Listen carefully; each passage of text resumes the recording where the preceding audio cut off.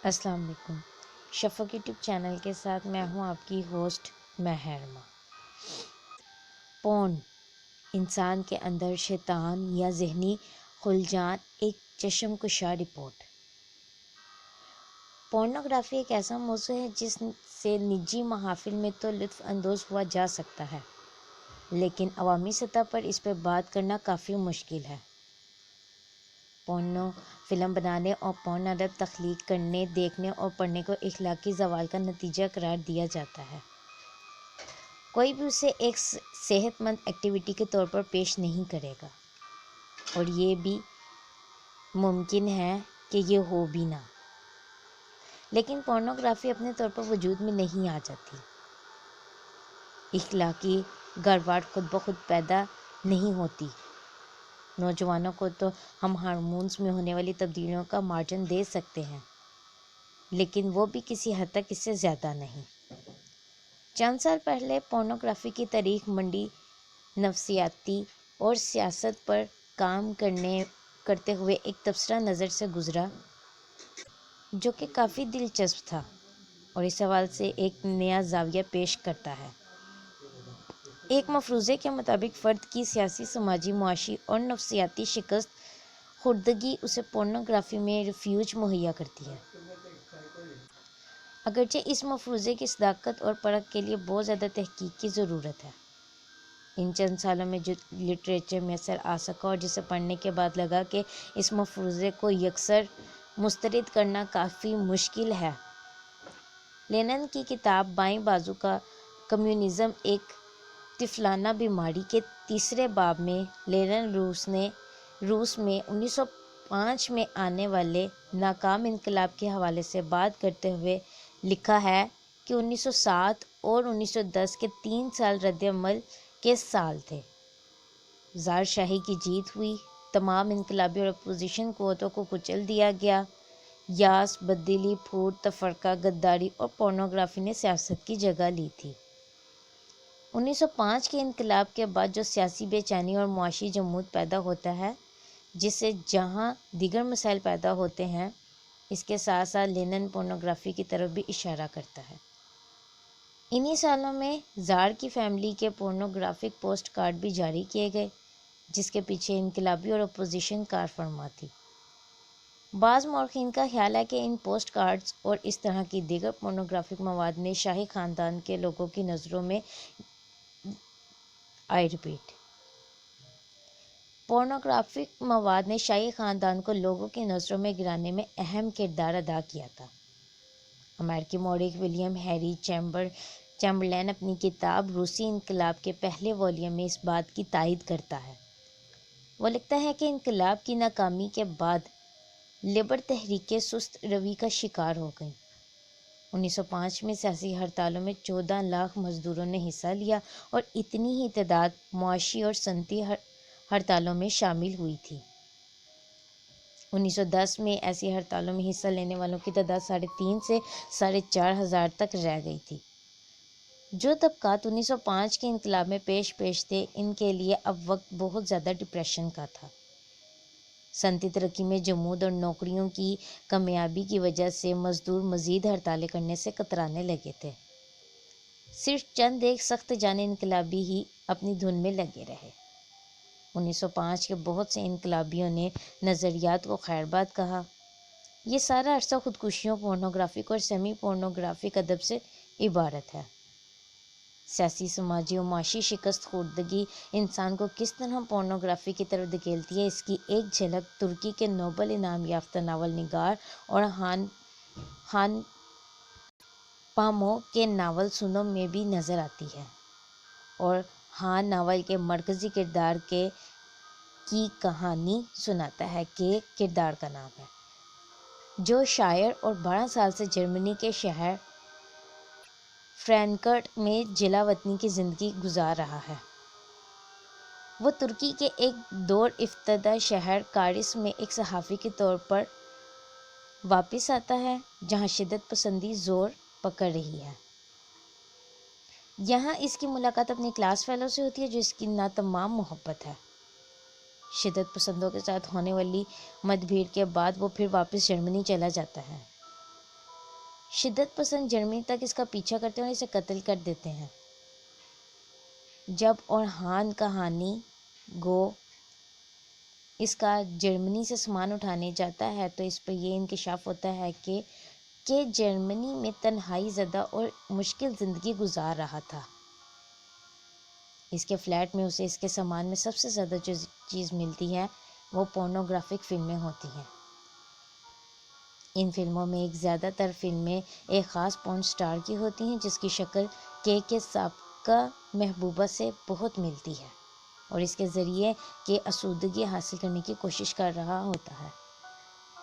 کے کردار کا جائزہ لیں تو یہ بات عیاں ہوتی ہے کہ اسے ایک مخصوص طرح کی سیاسی، سماجی اور معاشرتی شکست خوردگی کا سامنا تھا۔ وہ اپنے نظریات کی وجہ سے ترکی سے جلا وطنی اختیار کرتا ہے۔ جرمنی میں وہ تنہائی کی زندگی گزارتا ہے۔ جب 12 سال بعد ترکی واپس آتا ہے تو اسے ایک بار پھر سیاسی اور سماجی شکست کا سامنا کرنا پڑتا ہے۔ وہ واپس جرمنی لوٹتا ہے ایک تنہا اور یأس زدہ زندگی گزارنے کے لیے، جس میں اس کا سب سے بڑا سہارا پورنوگرافک فلمیں ہیں۔ ایبٹ آباد آپریشن کے بعد اسامہ بن لادن کے کمپاؤنڈ میں سے امریکی میرینز نے جو دستاویز قبضے میں لی ان میں پورن فلمیں بھی شامل تھیں۔ اکثر لوگ اسے مغرب اور امریکہ کا پروپیگنڈا قرار دیتے ہیں اور مجاہد اسلام کے ساتھ ایسی باتوں کو منسوب کرنا معیوب سمجھتے ہیں۔ اگر ایک لمحے کے لیے اسے پروپیگنڈا تسلیم نہ کریں اور اسامہ بن لادن کی سیاسی اور نفسیاتی صورتحال کا تجزیہ کریں تو ایک ایسا کردار سامنے آتا ہے جس کی سیاسی، سماجی اور نفسیاتی جہتوں پر تحقیق کی ضرورت ہے، جو اس مفروضے کے درست ثابت ہونے کی طرف کوئی نہ کوئی اہم راستہ فراہم کر سکتی ہے۔ 2004 سے لے کر 2010 تک پاکستانی سینما انڈسٹری بڑے جمود کا شکار رہی۔ نجی شعبے میں ٹی وی ڈراموں کی پروڈکشن کا بڑا حصہ لاہور سے کراچی شفٹ ہو گیا۔ فلم انڈسٹری سے وابستہ وہ لوگ جو صرف فاضل اداکاروں، ڈانسرز اور تکنیکی ٹیموں کا حصہ تھے، بے روزگار ہو گئے۔ فلم انڈسٹری کے اس بحران نے سیمی پورنوگرافک مجرموں کی سی ڈی کی لہر کو جنم دیا۔ اس میں بہت سے فنکار اور ٹیکنیشین وہی تھے جو پہلے فلم انڈسٹری کا حصہ تھے۔ سیمی پورنوگرافک مجرموں کی اس لہر کو بھی اس وقت کے سیاسی و معاشی حالات میں دیکھنے کی اہم ضرورت ہے۔ سربین فلم دنیا کے بڑے بڑے ممالک میں بین کر دی گئی۔ فلم پر سب سے بڑا الزام پرتشدد پورنوگرافی کا تھا۔ کیتھولک چرچ نے فلم پر پابندی کا مطالبہ کیا۔ فلم بہت زیادہ پرتشدد اور ڈسٹربنگ ہے، جس میں جا بجا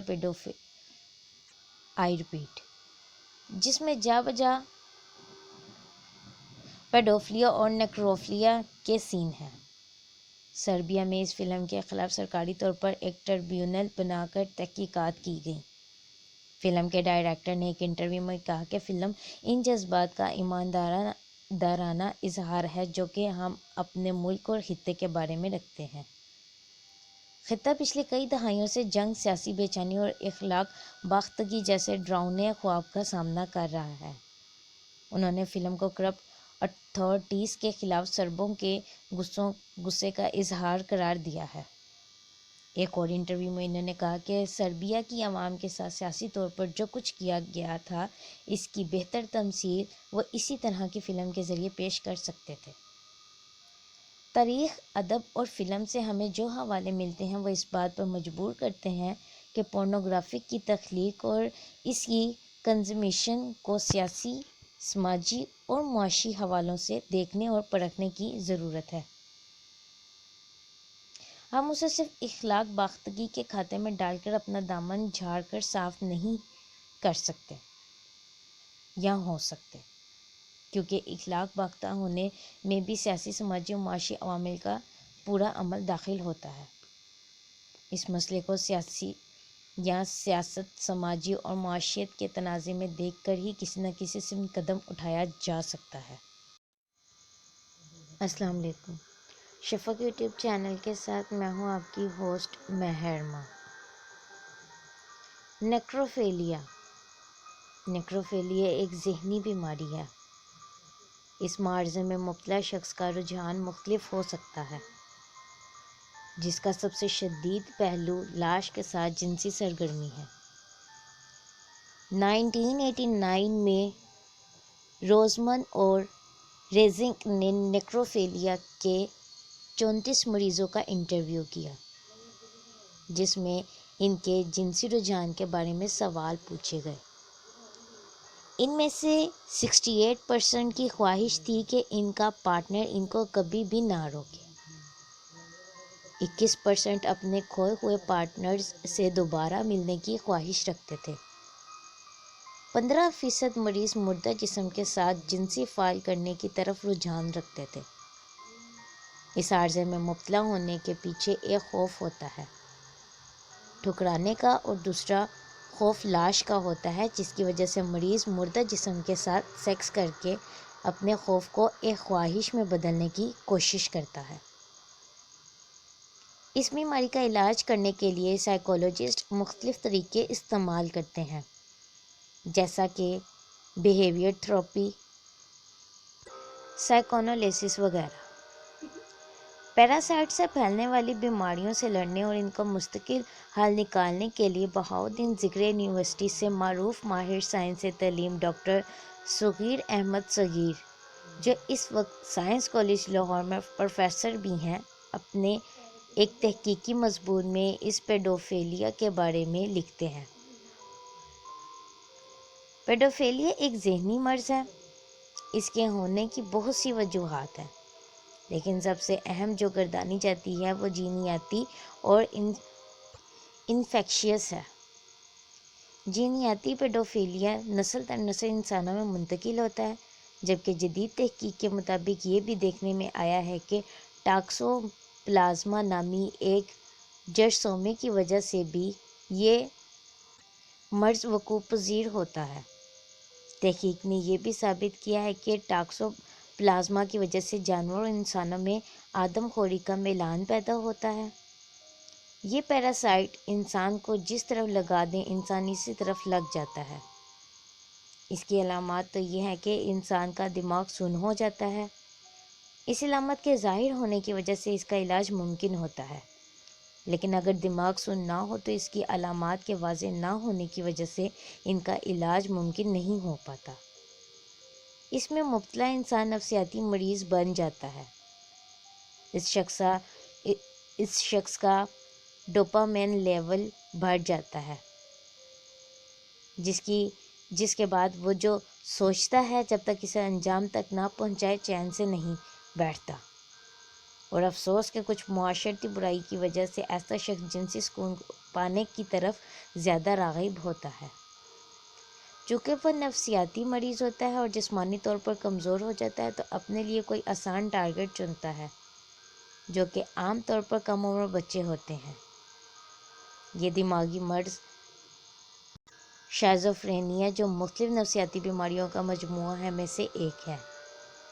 یوں سمجھ لیں کہ اگر پیڈوفیلیا میں مبتلا شخص کی عمر 35 برس ہے تو اس کا نشانہ 5 سال سے 14 سال کے درمیان کوئی بچہ یا بچی ہوگی۔ اگر زمینی حقائق کا جائزہ لیا جائے تو ایسے واقعات کے پیچھے کافی حد تک ہمارے میڈیا، ہمارے معاشرے میں بڑھتی ہوئی بے حیائی اور عریانی کا بہت بڑا کردار ہے۔ جنسی میلان ہر انسان کی ایک فطری ضرورت ہے، کیونکہ قدرت نے ہی انسان کی فطرت میں یہ عمل رکھ دیا ہے۔ یہی وجہ ہے کہ اس حقیقت سے انکار نہیں کیا جا سکتا۔ نہ ہی زیادتیوں کو کنٹرول کرنے کے لیے لوگوں کو اس فطرت سے محروم کیا جا سکتا ہے، اور نہ ہی اس طرح زندگی ممکن رہے گی۔ ایک شخص جو صبح اٹھتا ہے، اپنے گرد و نواح کے بازاروں میں عورتوں کو ایسے لباس میں دیکھتا ہے جو جسم کے خد و خال کو واضح دکھائے، پھر ٹی وی چینلوں اور اخبارات میں ایسا میڈیا دیکھنے کو ملتا ہے جو ان جذبات کو اور بھی زیادہ بھڑکا دیتا ہے۔ میں نے کچھ دن قبل ایک قومی اخبار میں اشتہار دیکھا جس میں نامکمل لباس میں خوبصورت سی لڑکی کی تصویر لگی ہوئی تھی اور ساتھ لکھا ہوا تھا برائے فروخت، لیکن ساتھ ہی بالکل چھوٹی سی ایک کار کی تصویر تھی۔ اب یہ سمجھ نہیں آ رہی تھی کہ ان دونوں میں سے کون سی چیز کو فروخت کرنے کی بات ہو رہی ہے۔ ڈارک ویب سائٹس بھی اس کا ایک پہلو ہے، لیکن میری رائے میں پیڈوفیلیا سب سے خطرناک پیراسائٹک حالت ہے۔ یہ تمام عناصر مل کر اس شخص کو ذہنی دباؤ کا شکار بناتی ہیں اور پھر دماغ میں پلازم جیسا مہلک جراثیم جنم لیتا ہے۔ یہ بات یہاں کرنے کا یہ مطلب ہرگز نہیں کہ میں ان لوگوں کے حق میں کوئی جواز پیش نہیں کر رہا، بلکہ یہ ہے کہ میں معاشرے کے اس بھیانک چہرے کی متوجہ کروانے کی کوشش کر رہا ہوں جسے ہم نے لبرلزم کے لبادے کے ساتھ ذہنوں اور جسموں پر اوڑھ لیا ہے۔ ایک حدیث مبارکہ کا مفہوم ہے کہ جو شخص جس سے محبت کرتا ہوگا وہ قیامت کے روز اسی کے ساتھ اٹھایا جائے گا۔ قوم لوط بھی ایسی بیماری میں مبتلا تھی اور ان سے پہلے حضرت شعیب کی قوم بھی۔ قوم لوط بھی ایسی بیماری میں مبتلا تھی اور اس سے پہلے حضرت شعیب کی قوم بھی ایسی ہی بیماری کا شکار ہوئی تھی جن پر اللہ تعالیٰ نے عبرتناک عذاب بھیجا تھا۔ یہ خاتم النبیین محمد رسول صلی اللہ علیہ وآلہ وسلم کی دعاؤں کا صدقہ ہے کہ ہم آج دنیا میں اللہ کے عذاب سے بچ رہے ہیں، لیکن ہم یہ بھی خیال کر لیں کہ آخرت میں وہ لوط کی نافرمان قوم کی صف میں کھڑے ہوں گے اور اس میں ان بادشاہوں کا بھی اتنا ہی حساب ہوگا جتنا کہ ان کی اس رعایا کا جو ایسے گناہوں کی دلدل میں دھسے ہوئے ہیں۔ میری رائے میں دنیا بھر میں اس گناہ و معاشرتی بیماری سے بچنے کا یہی حل ہے کہ نکاح آسان بنایا جائے، جہیز کی غیر قانونی ہونے والے قانون پر سختی سے عمل درآمد کروایا جائے، بے حیائی اور فحاشی پھیلاتے میڈیا پر مکمل پابندی عائد کی جائے، ایسے جرائم میں ملوث افراد کی سزاؤں پر جلد سے جلد عمل درآمد کروایا جائے اور انہیں معاشرے کے لیے عبرت بنایا جائے۔ محرم و نامحرم کا جو فرق مثبت ذہنیت کی آڑ میں ختم کیا گیا ہے اسے بحال کیا جائے۔ کو ایجوکیشن سسٹم کا خاتمہ بھی اس کے لیے اہم ہے۔